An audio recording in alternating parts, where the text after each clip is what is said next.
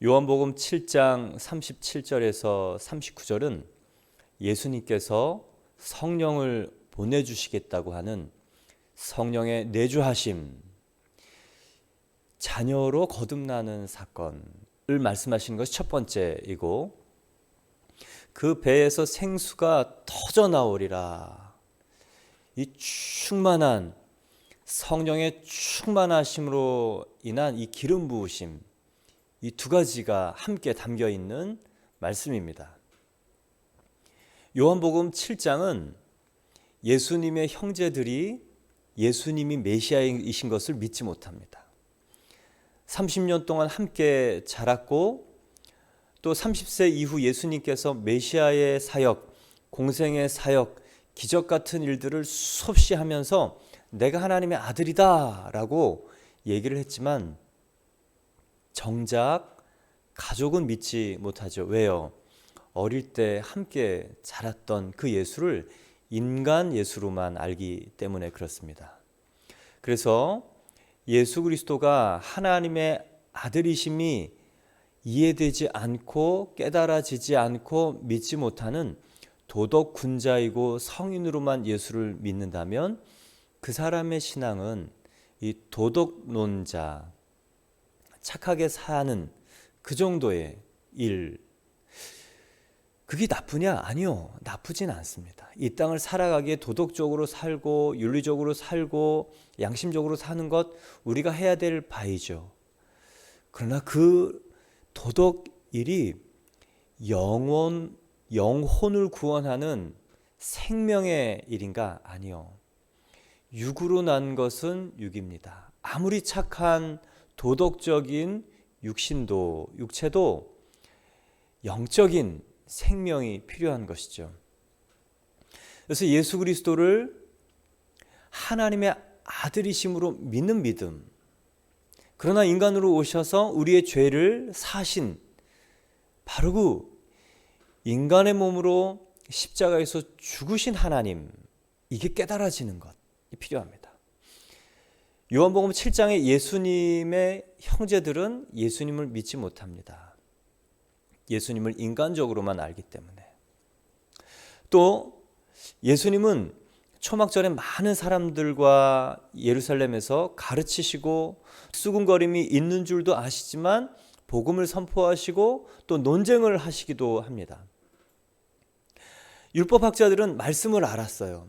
성경 공부를 많이 한다고 예수 그리스도가 이 안에 쑥 들어오느냐? 아니요, 그것과는 다르다는 것을 봅니다.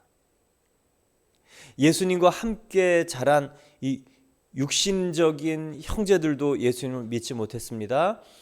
구약을 줄줄줄줄 외우고 성경에 어디에 무엇이 있는지도 줄줄줄줄 알지만 그 율법학자들, 대제사장들 예수님을 믿지 않고 배척했습니다. 말씀이신 그분이 오셨는데도 눈앞에 두고도 못 알아보게 하는 그 눈먼 지식. 그런가 하면 예수님이 예루살렘에서 초자연적인 일들을 너무 많이 하셨죠. 어떤 사람들은 표적을 보고 예수를 따르고 그리스도가 와도 이 사람만큼 더 많은 표적이 있겠느냐라고 표적으로 예수님께 나오지만 결정적인 순간에 예수를 못 박으라고 합니다. 왜 그렇습니까? 이것이 구복신앙, 기복신앙, 표적신앙의 한계예요. 아, 저분은 좀 독특한 분이구나. 독특함을 넘어서 특별한 분이구나. 여기까지는 됩니다. 그러나 그 특별한 분이 하나님의 아들이시고 나의 주 나의 하나님이 되게 하시는 일, 이게 표적으로는 어려울 수 있다라는 것을 말하죠. 요한복음 7장에서는 혈육, 그리고 성경 공부, 그리고 표적도 예수 그리스도가 나를 위해서 십자가에 죽으시고 부활하신 하나님이시며 이제는 나의 주 나의 하나님이십니다라는 하나님이 바라시는 참 믿음에 도달하는 한계가 있다는 것을 알려주시면서 정말 예수님께서 우리에게 복음을 선포하시는 거예요. 내가 성령을 보내주겠다. 육으로는 거듭나지 않는다.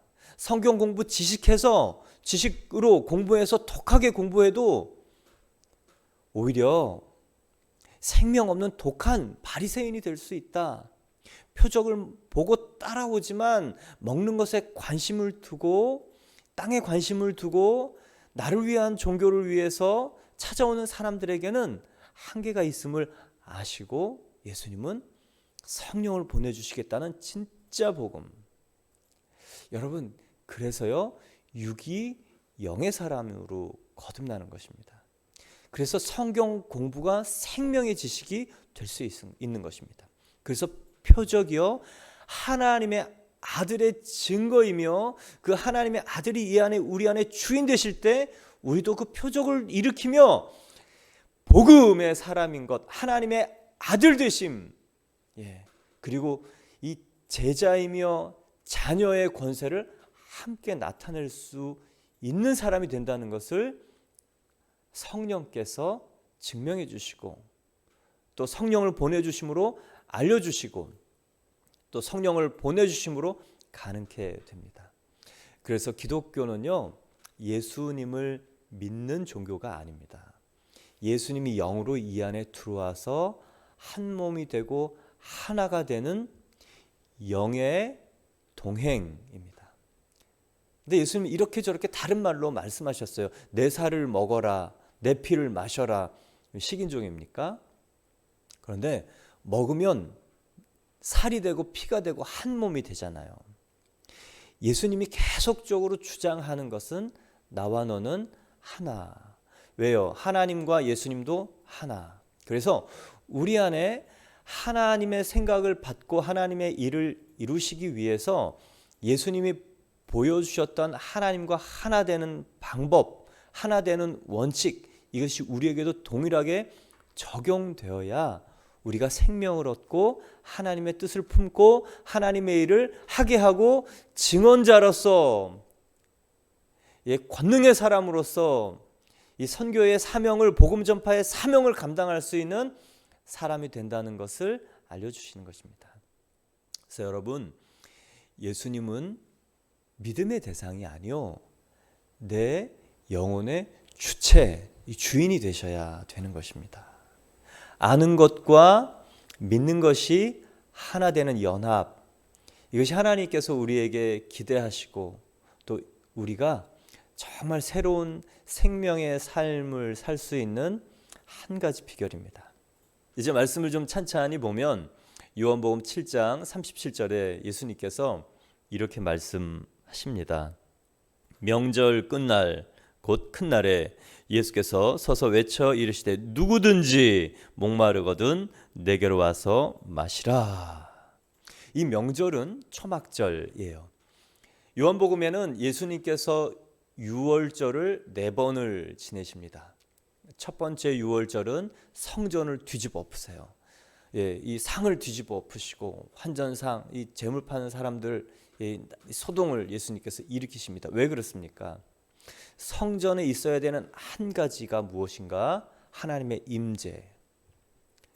다른 것이 그 안에 있을 때 하나님의 임재가 있을 수 없어요.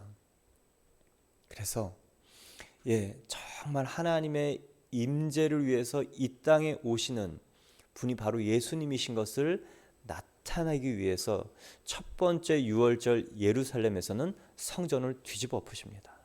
그래서 예수님 믿으면 우리 안에 막 뒤집어지는 역사가 일어나요. 막 소동이 일어납니다. 이전에 가짜 주인들이 막 나타나는 거예요.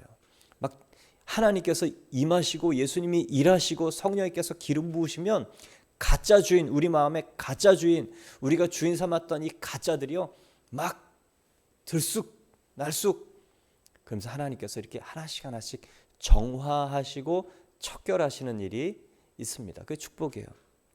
사람들은 그것을 혼란이라고 얘기하고 그 우환이라고 얘기하고 어려움이라고 얘기하고 이 평탄한 일이 아니라고 얘기하지만 정말 예수님이 유월절 첫 번째 유월절에서 예루살렘에서 하신 일은요, 가짜들을 치워내고 걷어내는 일입니다.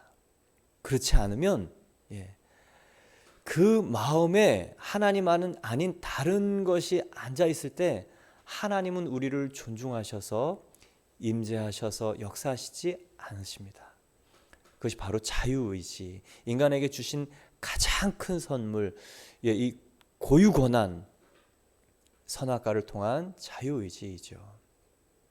그래서 여러분 예수님 믿고 여러분 안에 이 많은 소동들이 일어나기를 원합니다. 깊이 묻힌 이 세상의 뿌리가 하나씩 하나씩 드러나고 이 세상의 표현, 세상의 토양들이 표면에 있는 토양들이 얇아지고 이 뿌리가 드러나면서 우리 안에 심겨 있는 가치관, 목적, 동기들 잘 드러나기를 축원합니다. 예수님의 두 번째 유월절에는 예루살렘에 오셔서 38년 된 병자를 베데스다 연못에서 고치십니다. 물이 동할 때 베데스다 연못에 던졌느냐? 아니요. 그 미신의 방식, 1등 첫 번째 사람이 승리한다는 세상의 방식으로 예수님은 그 사람을 고치지 않았습니다. 말씀을 믿을 때, 말씀을 믿고 그 의지를 합할 때 치유되고 새 사람이 되고 또 새로운 기회가 주어진다는 1등이 아닌 말씀을 믿는 것이 삶의 방법이라는 것을 보여주시는 놀라운 일이죠. 그런가 하면 요한복음 6장의 오병이어 예수님의 세 번째 유월절은 갈릴리에서 보내십니다. 이제 만 2년이 흐른 것이죠. 그래서 많은 사람들 유월절에 예수님 예루살렘뿐만 아니라 모든 곳에 있는 백성들, 사람들을 찾으러 다니며 또 생명의 떡이신 예수님이심을 나타냅니다. 그로부터 몇 개월 후에 한 6개월 정도 후죠. 초막절. 그러니까 2년 예수님의 공생의 사역이 2년 6개월 정도 되었던 터입니다. 2년 4개월에서 2년 6개월 정도 되었던 터이죠. 이제 예수님이 이제 십자가에서 죽으실 때가 이제 얼마 안 남았어요. 8개월에서 6개월 정도. 예수님만 아시는 사건이죠. 오늘 그 초막절입니다. 예루살렘에 올라오신 거예요. 유대인들의 3대 절기가 있습니다. 유월절, 77절, 초막절. 유월절 여러분 잘 알죠? 패스오버. 유월절 어린 양의 피가 발라진 곳은 죽음의 사자가 넘어갔던 출애굽의 가장 큰 이 하이라이트, 예수님을 나타내는 일입니다. 이 77절은 이 오순절입니다. 모세가 성막과 율법을 받은 날이 이 77절이었어요. 또한 이 초막절, 이스라엘 백성들이 모든 디아스포라 50만 명, 평소에 이스라엘 예루살렘의 인구는 3, 4만 정도였답니다. 그런데 이 3대 절기가 되면 50만 명, 어떤 기록은 300만 명까지도 디아스포라 유대인들이 왔다라고 얘기하는 이 3대 절기. 이 초막절은요, 출애굽한 이스라엘 백성들이 광야에서 40년을 지내면서 집이 없었잖아요. 천막에서 삽니다. 초막에서 삽니다. 다른 말로 하면 천막절, 요즘으로 말하면 그런 것이죠. 그래서 초막절이라 그래요. 초막절을 기념하는 것, 40년 동안 광야에서 물이 없고 먹을 곳이 없는 이 집이 없는 곳에서 하나님이 백성들 자신들을 돌본 그 감사의 절기 예배가 바로 초막절이죠. 예수님께서 이렇게 그 초막절, 유대인들이 모든 절기를 즐기는 그 초막절에 예루살렘에 갑니다. 근데 이 초막절은요, 그 텐트를 초막에서 살았다는 것을 기념하는, 그래서 일주일 동안 이 초막에 들어가서 초막 체험을 하기도 합니다. 또한 이 초막절은요, 추수감사 예배도 겸해 있어요. 이스라엘 백성은 3번 추수를 합니다. 산모작, 그 낮에 떼약볕 그리고 저녁에 한기, 이게 반복이 되면서 농사의 좋은 조건인 산모작을 하고 마지막 추수인 추수감사절 때 비를 내려주신 하나님, 열매 맺게 해주시는 하나님께 감사의 예배를 드리는 것이 바로 이 초막절이에요. 그래서 이 초막절은 두 개의 의미가 담겨 있습니다. 광야 이스라엘 백성들이 40년 동안 초막에서 하나님의 보호와 인도하심, 그리고 가나안에 들어와서 비를 내려주셔서 풍성한 추수를 하게 해주신 비를 내려주시는, 그래서 곡식을 거두게 하시는 생명의 근원인 물을 공급하시는 하나님께 대한 감사입니다. 그래서 초막절 첫째, 둘째, 셋째, 넷째, 일곱째 날 하루에 한 번씩 제사장이 이 실로암 연못 거기서 물을 길어다가 아침에 이 제단에 뿌리면서 사람들이 거기서 찬송가를 불렀어요. 왜요? 물을 주시는 그 하나님 때문에 이 초막절 추수감사가 있어서 제단에 물을 뿌리면서 생명의 근원인 물을 우리에게 주시는, 공급해 주시는 하나님께 감사 예배를 드리는 것이 초막절입니다. 그래서 초막절과 물, 초막절과 이 텐트, 이게 두 개가 같이 붙어오는 것이죠. 근데 예수님께서 명절 끝날 7일이 지나고 8일째는 다 백성들이 모여서 예배하는 날이에요. 많은 백성들이 다 모여서 남녀노소 이제 다 모여서 예배하는 이 8일째 예수님께서 벌떡 일어나서 큰 소리로 외쳐서 말씀하시는 거예요. 누구든지 목마른 자들은 내게로 오라. 내가 너에게 마실 물을 주리라. 그 배에서 생수의 강이 흘러나게 하리라. 여러분, 예수님의 이 말씀을 하셨던 의미는 무엇입니까? 광야에서 그 텐트 생활을 할 때 보호하셨던 분은 바로 하나님이시며 그분이 예수님이시란 뜻이고, 이제 산모작 가나안에서 벼농사를 지으면서 비를 내리시고 물을 공급하시는 그 하나님이 생명의 근원을 공급하시는 분이 누구시냐? 바로 예수님이라는 뜻이에요. 8일째 성회에 모여서 많은 사람이 정말 모여서 예수님이 그렇게 하시는 거예요. 내가 너희를 살리고 너희에게 먹을 것을 공급하는 근원되는 그 생수다. 그러니 나를 마셔라. 여러분, 예수님으로 충만하십니까?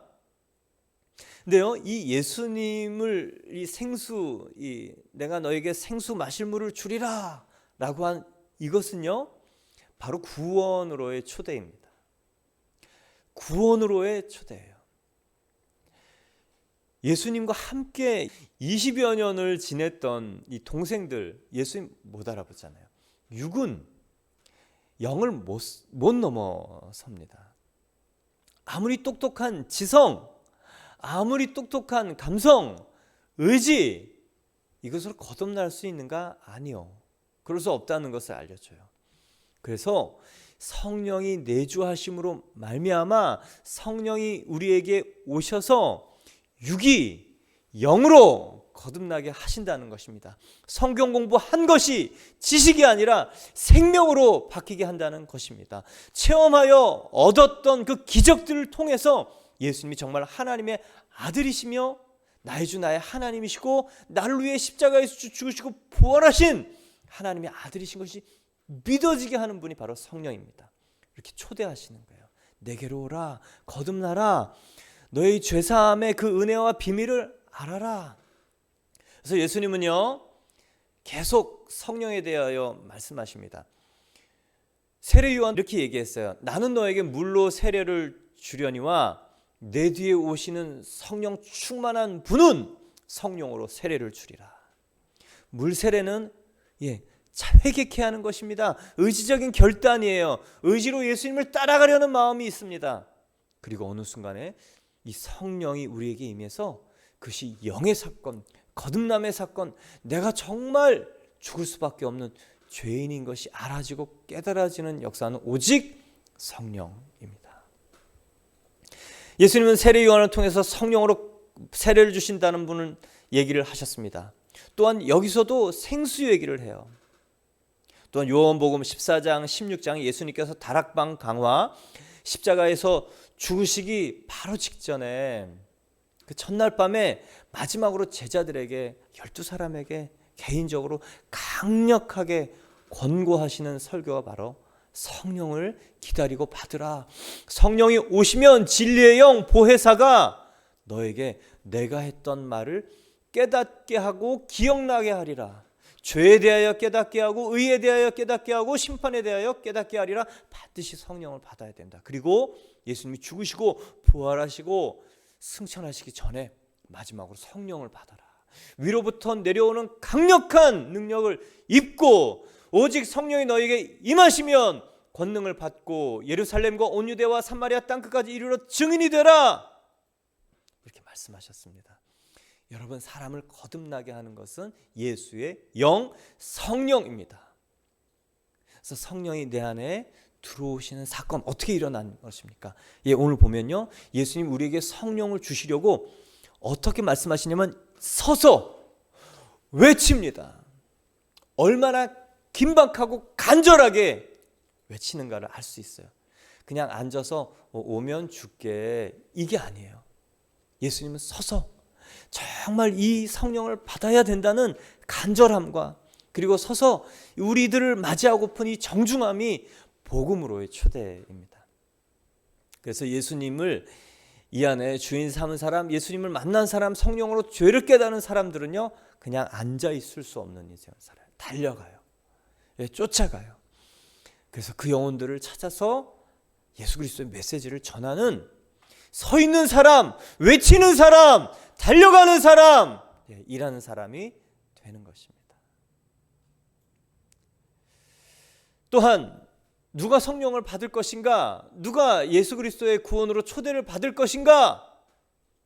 오늘 보면요, 누구든지 목마른 사람은 내게로 와서 마시라. 빈부귀천 지위와 관계없이 누구든지 예수님은 구원하시기 원하신다는 거예요. 빈자, 부자, 그리고 나이, 성별, 그리고 유색인종이냐 아니냐 전혀 관계없습니다.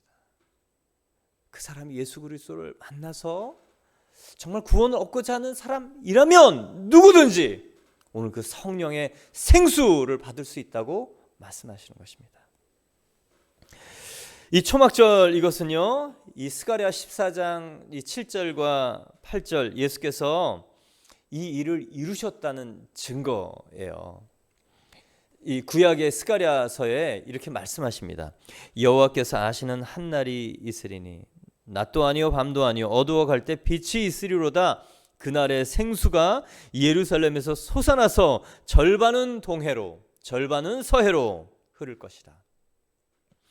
여름에도 겨울에도 그러하리라. 여러분, 동서 이렇게 반으로 쭉 갈라서 쫙 다 흐른다는 것은 어디나 흐른다는 거예요. 예수님이 생수이시고 한날에 예수님이 오셔서 생수를 주시고 성령을 주시고 구원을 주시는데 동서 구분 없이, 장소 구분 없이 예수님이 누구라도 구원해 주신다는 이야기입니다. 또한 여름에도 겨울에도 상황 관계없어요. 계절 관계없어요. 정말 예수님이 우리에게 주시는 구원은 제한이 없다는 것을 말씀합니다. 그런데 가만히 보면 예수님의 제한 없고 또 구분하지 않는 그 큰 은혜, 많은 사람들이 너무 값이 없고 공짜라 안 믿는 걸 봅니다. 여러분, 예수님의 생명의 값을 저 여러분이 얼마를 치러야 얻을 수 있을까요? 하나님이잖아요. 신이잖아요. 그분이 나를 위해서 죽으신 값을 우리가 치른다면 얼마를 치러야 될까요? 그리고 그 돈은 우리에게 있을까요? 아니요. 무엇으로도 값을 매길 수 없고 매기더라도 우리는 그것을 지불할 능력이 안 됩니다. 그래서 하나님께서 그냥 우리에게 공짜로 주셨어요. 값없이 주셨어요. 그러나 그 값은 하나님의 아들의 생명값입니다. 정말 가끔 문득 묵상을 하다가 어떻게 그런 일이 가능할까 생각해 보면 놀라운 일이에요. 제가 예수님의 그 생명, 저의 죄를 깨닫고 또 십자가의 보혈을 깨닫고 하나님의 아들이 나를 위해서 죽으신 것을 깨닫고 정말 짐승처럼 흐느껴 울면서 했던 말이 아직도 기억이 납니다. 하나님 왜 그러셨어요? 어떻게 그러실 수가 있어요? 이해가 안 되는 거예요. 도저히 나에게는 그런 은혜 받을 수 있는 이유를 찾을 수가 없다는 걸 너무도 잘 알고, 정말 나 한 사람을 위해서 하나님이 그렇게 와서 죽으실 만한 가치가 나와 여러분에게는 있는가? 아니요, 없습니다. 그런데 그 정도로 우리를 사랑하셔요. 그 정도로 우리를 자녀 삼기를 원하세요. 성령, 이것을 다른 말로 말하면 사랑의 영입니다. 하나님이 우리를 사랑하신다는 바로 그 증거가 성령이고 사랑이에요. 그래서 그분 우리에게 쑥 보내주시면 우리가 예수 그리스도의 희생, 죽음, 그리고 부활의 영, 그리고 하나님의 사랑, 이게 한꺼번에 우리 안에 들어와서 우리는 이전과 같은 삶을 살 수 없는 그런 사람이 되는 것입니다. 그래서 예수님 막 믿고 나면 막 마음이 복잡해져요. 기쁨이 있지만 막 엉키는 거예요. 내가 생각했던 것이 한꺼번에 시시해지기도 하고 갈등이 되기도 하고 막 엉켜가지고 내 스케줄, 내 계획 막 다 엉킵니다.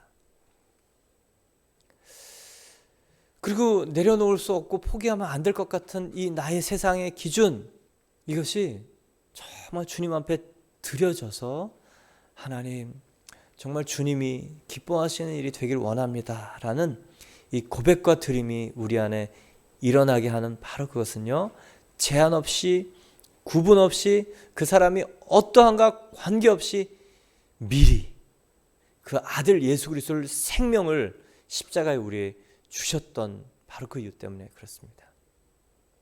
그것을 알게 하시는 분이 바로 성령님이세요. 오늘 그 성령님이 우리에게 오시면 상황도 그리고 지역도 인종도 그리고 그 사람의 빈부귀천 관계없이 우리에게 이 거듭남의 영, 구원으로 초대하신다는 것입니다. 여러분, 예수님, 우리가 성적순으로 구원받는다 그러면 힘들겠죠. 또 그 구원은 구원이 아닙니다. 인간의 노력으로 얻을 수 있는 구원이라면 그거는 종교죠. 획득, 내가 이만한 자격이 있으니 가져가겠다. 그게 세상의 모든 종교입니다. 나의 행동에 기반한 이 열매를 가져오는 것. 그러나 기독교만은요, 우리의 행동과 또 능력과 또 우리의 기준을 만족시킬 수 없는 그것을 아시는 하나님이 그냥 주시는 선물입니다. 그래서 받으면 돼요. 창문을 열면 바람이 들어와요. 커튼을 열면 햇빛이 막 유리 안에 들어옵니다. 마음을 열고 예수님이 내 안에 정말 생명의 주인 되시길 원하면 이 성령이 쑥 들어오는 것입니다. 여러분, 마음의 문을 활짝 열어 예수 그리스도가 나의 주 나의 하나님이 되심을 환영하시길 바랍니다. 그 마음의 결정과 의지가 있을 때 성령께서 오셔서 어느 순간에 우리의 죄를 깨닫게 하세요. 죽을 수밖에 없는 죄인, 정말 이러지도 저러지도 어떻게 할 수도 없는 이 지옥의 이 정말 영원한 불못에 갈 수밖에 없는 존재인 것을 깨닫게 하시죠. 그리고 예수 그리스도로 말미암아 내가 보혈로 깨끗함을 받은 흰옷 입은 하나님의 자녀가 된 것을 깨닫게 해주시는 놀라운 은총이 있습니다. 그리고 그 자녀의 권세도 우리에게 주시는 그 놀라운 이 예수 권세, 내 권세가 되는 그 일이 성령 안에 있는 것이죠. 예수를 나의 주 나의 하나님으로 모시기로 결정하고 그리고 그 믿음으로 나아갈 때 어느 순간에 성령께서 내 안에 오셔가지고 이런 영적 지진의 사건들, 영적으로 신분을 바꾸시는 놀라운 일들을 나에게 행하시는 거듭남의 사건들이 있는 것입니다. 그러려면 어떻게 해야 되는가? 여러분, 주님이 초대하신 것을 받아들이면 되는 것입니다. 제가 가겠습니다. 정말 정중한 초대의 자신이 정말 응하면 되는 것이죠. 누가복음 11장에는 누가 아들이 생선을 달라 하면 뱀을 주며 알을 달라 하고 하면 전갈을 주겠느냐. 예수님께서 그렇게 말씀하셨어요. 너희가 악할지라도 좋은 것으로 자식에게 줄 줄 알거든 하물며 하늘에 계신 하늘 아버지께서 너희에게 성령을 주시지 않겠느냐. 구하라라는 것입니다. 주시겠다고 약속하시니까요. 구하는 대로 우리에게 주신다. 충분히 주신다. 여러분. 그래서 여러분, 저와 여러분이 기도하면 됩니다. 이미 마음껏 우리에게 주셔서 입을 활짝 여십시오. 마음을 활짝 여십시오. 그릇을 크게 준비하십시오. 성령이 오셔서 하시는 일을 기대하고 기도하십시오. 그러면 그분이 우리에게 오시는 것입니다. 여러분, 사람이 나를 채워줄 수 있는가? 서로 중보하며 기도해 줄 수는 있습니다. 그러나 우리를 채울 수 있는 분은 오직 하나님. 하나님만이 나를 채우실 수 있지요. 왜 성령의 그 내주하심, 거듭남, 이게 우리 안에 없는가? 한 가지 이유예요. 내가 말씀을 믿고 그 하나님을 정말 알고자 하는 갈망, 다른 이 비교해서 내가 좋은 것을 선택해야지라는 그 마음을 넘어서 이제는 말씀을 보고 진리이신 그분을 내가 정말 놓치지 않겠다는 갈망 있을 때 우리 안에 쑥 들어오셔서 우리를 거듭나게 하시는 것입니다. 때로는 이런 갈망이 좀 부족해요. 그러나 하나님 계시면 나에게 오셔서 만나 주십시오. 호기심, 그러나 이 진지한 기도에 하나님 우리 안에 쑥 오십니다.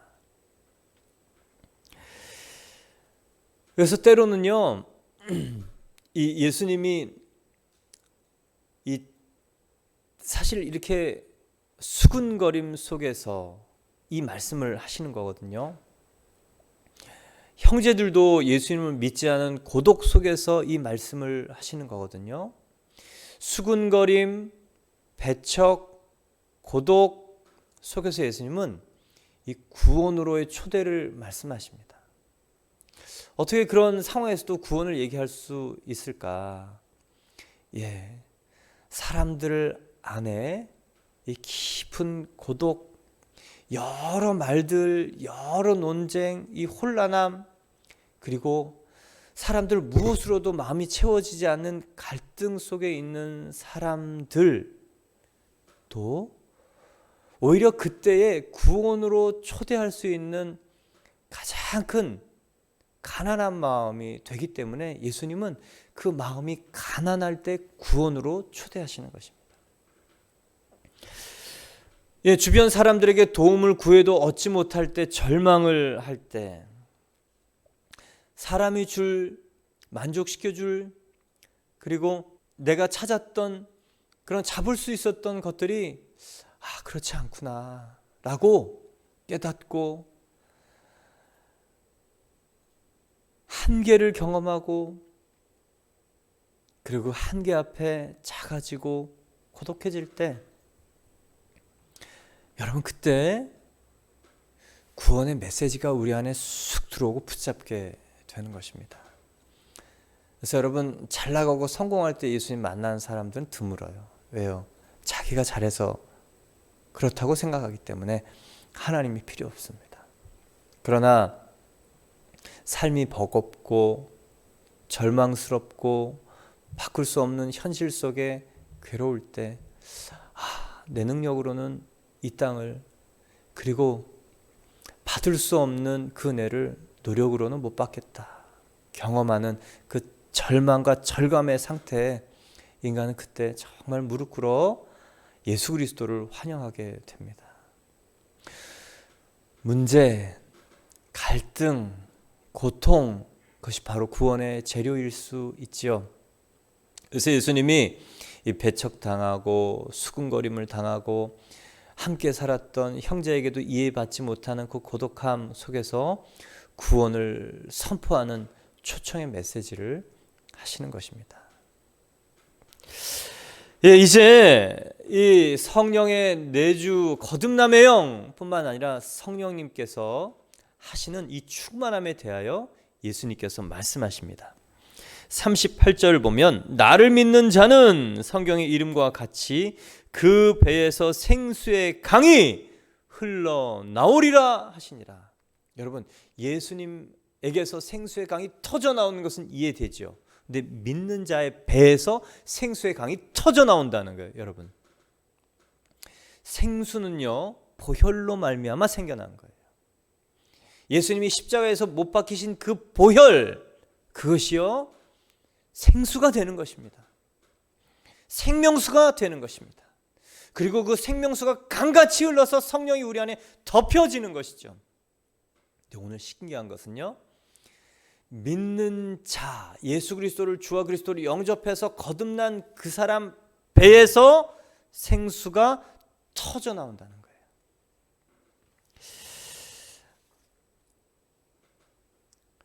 여러분, 생수가 터져 나와서 뚜껑이 열려서 터져 나와서 흘러나와서 넘치면 어떤 일이 생길까요? 어떤 일이 생기는지 아세요? 여러분, 물이 졸졸졸졸 흐르면 가벼운 돌은 따라서 흘러내리지만 무거운 돌은 가라앉아요. 근데 홍수가 나면요 바닥부터 다 쓸려 내려옵니다.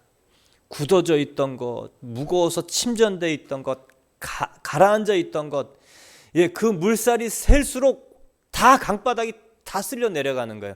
성령이 우리 안에서 넘쳐서 홍수가 되고 생수가 되고 터져 나오면요 우리 안에 찌꺼기들, 과거의 묶임들, 이것들이 싹 쓸려 나가는 거예요.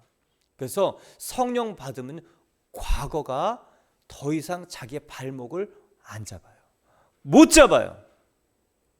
그게요 과거로부터의 자유, 해방, 미래로부터의 자유예요.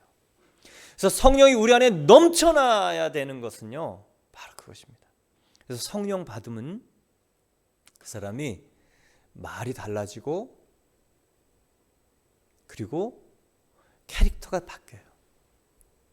근데 성령의 충만, 왜 매일매일 충만해야 되는가? 며칠 동안 기분 좋고 말이 바뀌고 성품이 바뀐 것 같은데 다시 돌아가잖아요. 이게 성령의 충만함을 받아야 되는 거예요. 새로운 삶은 언제 생겨나는가? 말이 바뀌어나야 돼요.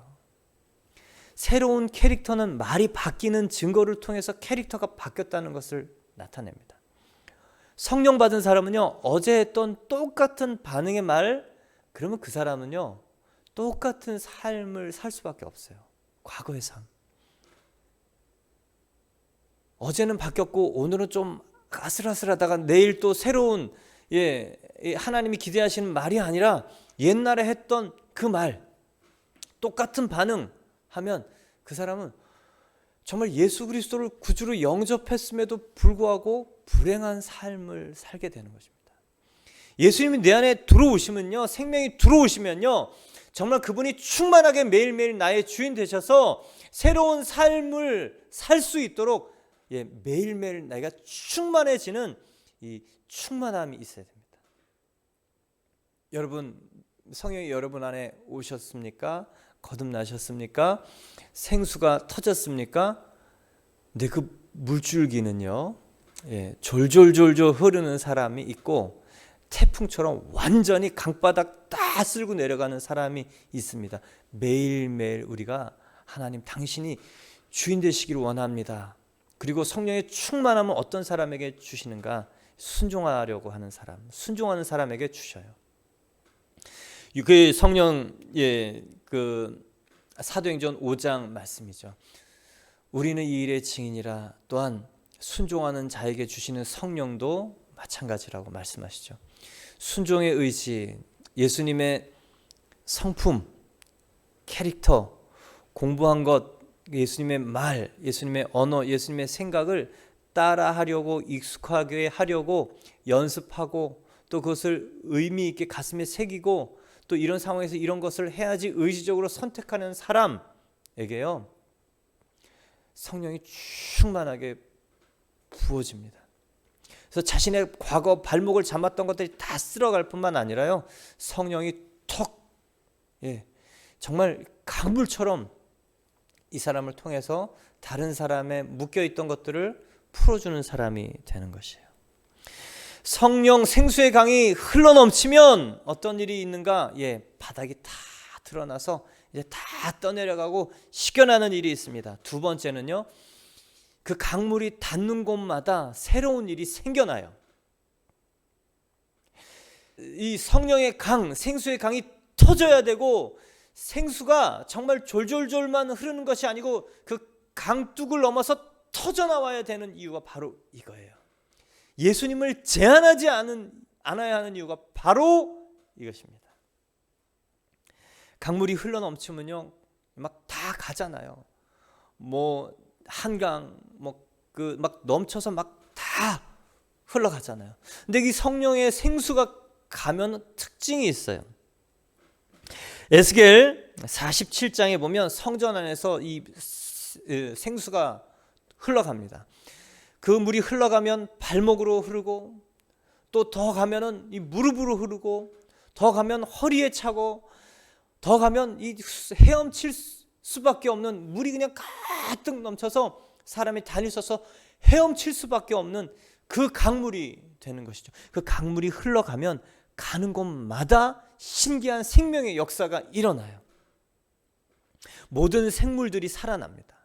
그리고 그 강물이 가면요, 그 가는 곳마다 나무가 살아나고요, 나무에서 열매가 맺히는데 한 나무에서 12실과가 맺어진다고 요한계시록에 나타나요. 여러분, 나무 하나의 열매가 맺혀져야 되잖아요.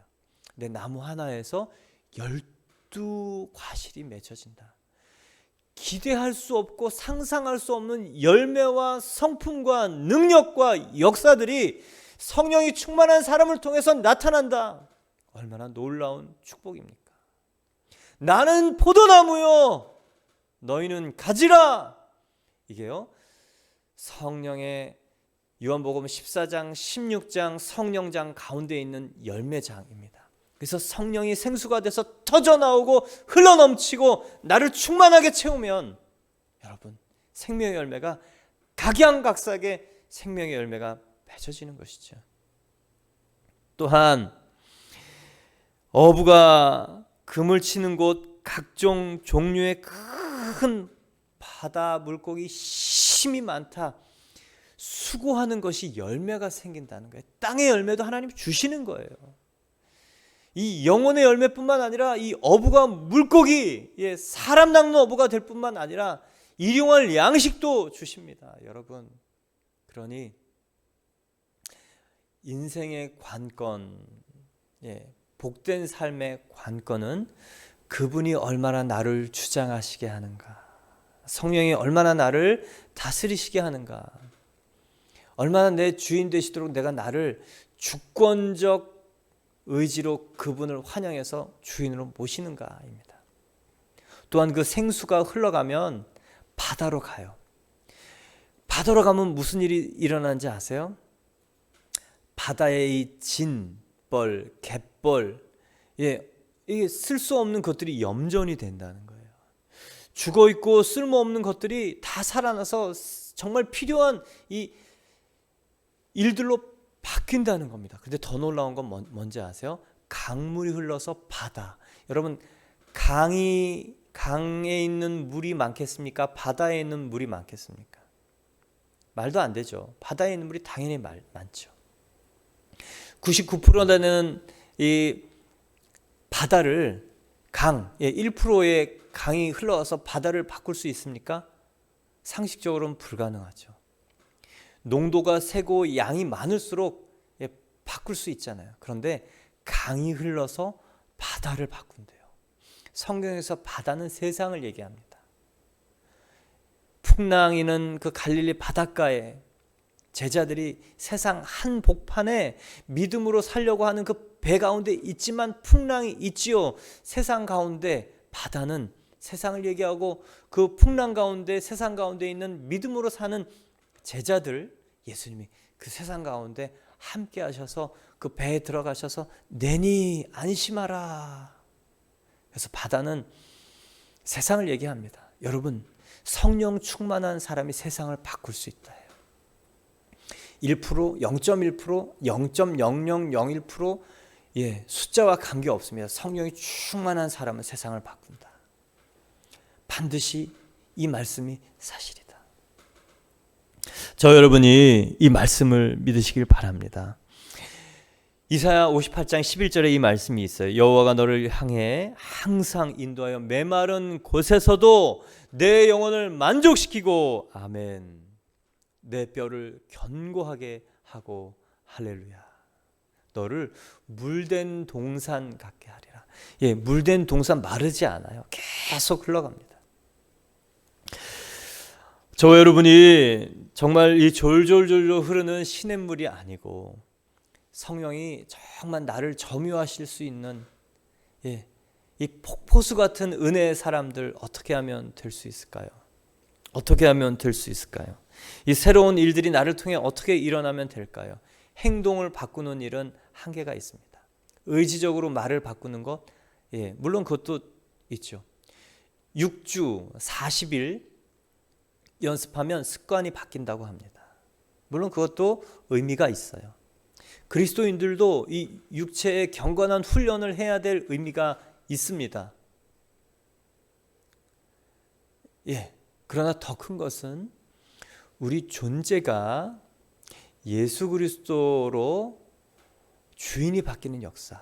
다른 말로 하면 내가 십자가에 한 번 못 박히는 그 큰 일, 영적인 일, 그 부활하신 예수님의 영이 내 안에 쑥 들어오는 이 영의 일, 이게 있어야 그 이후의 훈련이 정말 그 존재와 인격과 말과 캐릭터를 다른 새로운 삶으로 인도해냅니다. 그래서 여러분, 가족들이 참 좋은 이제 시금석이에요. 이렇게 얘기해 주세요. 그거는 예전에 썼던 옛사람의 말투입니다. 그거는 옛사람의 생각입니다.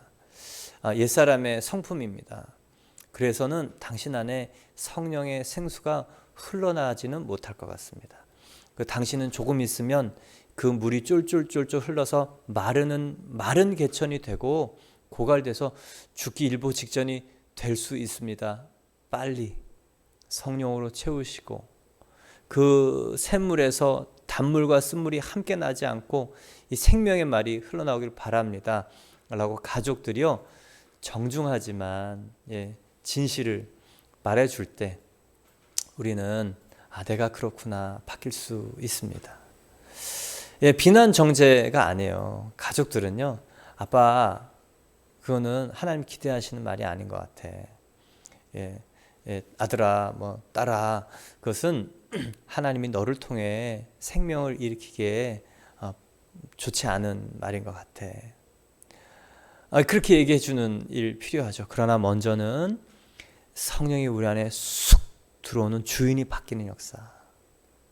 그러려면요, 예수 그리스도를 알아야 됩니다. 예수님이 계속 얘기하잖아요. 공생의 첫 번째 이 예루살렘에서 성전을 뒤엎는 일부터 주구장창 기적을 행하면서 계속 얘기하시는 일은 복음입니다. 생명의 지식, 공부하고 어느 순간에 이것이 영의 사건이 되는 것이죠. 저 여러분이 그런 일이 있기를 바랍니다. 그 간증 하나가 있어서 D.L. 무디의 간증을 제가 좀 가져왔어요. 한 부인이, 나이 드신 여인이 이 무디를 보면서 이런 얘기를 했다는 거예요. D.L. 무디는 이 복음 전도자로서 귀한 삶을 살았던 사람. 이 사람은 이제 세일즈맨이었어요. 아주 훌륭하게 뭔가를 잘 파는 사람이었어. 열정이 있고 열심도 있고 자기가 하는 것에 대해서 의지적으로 생각하고 그런 일을 하는 사람인데, 이 사람이 어느 순간 회심을 했어요. 예수님이 있다는 것을 알았어요. 그래서 열심히 복음을 전합니다. 복음을 전하러 가서 어떤 아파트, 이 시카고 어떤 아파트에 가는데 그 여인이 할머니, 그 부인이 그 무디 젊은 청년을 오더니 청년, 당신이 예수님을 만났다는 것을 들었습니다. 그리고 열심히 복음을 전한다는 것도 들었습니다. 그러나 젊은이, 당신에게는 한 가지가 부족합니다. 이 성령의 기름 부으심입니다. 그랬더니 무디가 깜짝 놀랐어요. 나는 하나님이 주신 거라면 정말 무엇이든지 받고 싶습니다. 하나님이 주셔서 나를 통해 하시고자 하는 일이라면 어떤 것이라도 받고자 합니다. 그런 얘기했더니 그 여인이 이 거실 바닥에 같이 무릎을 꿇고 기도합시다. 그래서 이 젊은 청년과 이 여인 부인이 함께 기도를 하면서 하나님, 이 청년에게 기름 부으심을 부어 주십시오. 성령으로 예수가 구원자이신 것을 알았지만 예수 그리스도의 증거의 삶, 권능의 삶, 예수님이 우리에게 하늘과 땅의 모든 권세를 주시면서 우리에게 기대하시는 삶을 살려면 성령의 기름 부으심이 있어야 됩니다. 하나님 기름 부어 주십시오. 기도한 순간 아무 일도 일어나지 않았습니다. 그리고 마쳤어요. 그리고 이 무디가 어느 날 또 전도하러 가는 순간, 전도하는데 그 기도로 하나님의 약속을 마음으로 받아들였던, 당시에는 아무 일도 일어나지 않았던 그 일이 다른 도시에 갔을 때 정말 복음을 전하는 순간 그 구약의 뿔에 기름이 담겨져서 기름이 부어지는 것처럼 어느 순간에 그 체험이 정말 복음을 전하는 순간에 임해와서 눈물이 나서 복음을 전하는 자신. 여러분, 그런 은혜 저 여러분 가운데 얼마나 사모함이 됩니까? 그래서 그 무디가 이렇게 기록하고 있어요. 내가 길거리를 걸을 때 호련히 하늘에서 그 부인을 통해서 내게 하셨던 약속을 이루셨다. 나는 골목을 찾아 들어가서 손을 들고 오 하나님, 이 능력을 그만 부어주십시오. 내가 더 이상 감당하지 못하겠습니까? 여러분, 길을 걷고 복음을 전하고 길을 걷는 사이에 하나님의 기름 부으심이 와서 눈물이 흐르고 그 골목에 들어가서 무릎을 꿇고 하늘을 향해서 손을 들고 그 기름 부으심 때문에 넘쳐나는 하나님의 영광을 받아서 정말 하나님, 내가 감당을 할 은혜가 정말, 여러분 그 고백 그 이후에 어떻게 되는지 아세요? 그 기록이 이렇게 있어요. 그 후 나는 전과 똑같은 성경 본문을 가지고 설교를 했지만 설교의 능력은 너무나 달랐다. 내 안에 내주하신 성령이 나를 붙잡아 쓰시고 그 능력을 부어주시고 내 입을 주장하시기 때문에 전혀 다른 능력이 나타났다. 여러분, 이 체험을 하기 전에도 무디 안에 성령의 내주가 있었습니다. 그런데 갈망, 그분이 원하시는 것은 내가 하리라. 정말 성령께서 거듭나게 하셨지만 그분이 나를 쓰시게 하리라. 하나님의 일을 사모하고 하리라. 여러분, 그 마음이 저 안에, 여러분 안에 있다면 오늘 그 성령의 생수가 솟아나서 우리를 닿는 곳마다 새롭게 하시는 놀라운 일이 있을 줄 믿습니다. 또 하나님의 일들을 사모하고 권능의 증인이 되려고 준비할 때 우리를 하나님께서 기름 부어 쓰시려고 한다는 것이 오늘 말씀이에요. 여러분, 거듭남이 권능으로 바뀌도록 날마다 예수 그리스도가 주인 되시는 이 생명의 선택, 순종의 선택, 그 일이 있기를 바랍니다. 그래서 말이 바뀌고 성품이 바뀌고 그 사람 캐릭터가 바뀜으로 그분을 통해서 성령의 성품과 능력이 나타나 정말 폭포수 같은 이 강물이 흘러서 다른 사람의 이 찌꺼기들도 다 쓸어내리고, 홍수가 나면요 비도 집도 돌도 자동차도 다 떼내려가잖아요. 뭐라도 다 떼내려가잖아요. 그리고 깨끗하게 되잖아요. 그리고 닿는 곳마다 새로운 역사가 일어나잖아요. 얼마나 생각하면 기분 좋은지 몰라요. 저는 에스겔 47장을 읽기만 해도 기분이 좋아요. 닿는 곳마다 새로워지고 그 나무 열매가 한 나무에서 12가지 실과가 맺어지고 그 잎사귀는 약재가 되고 바다가 살아나고, 저 여러분이 하나님이 기대하시는 정도가 그 정도라는 것입니다. 우리의 배, 그 배에서 생수의 강이 흘러나오는 사람.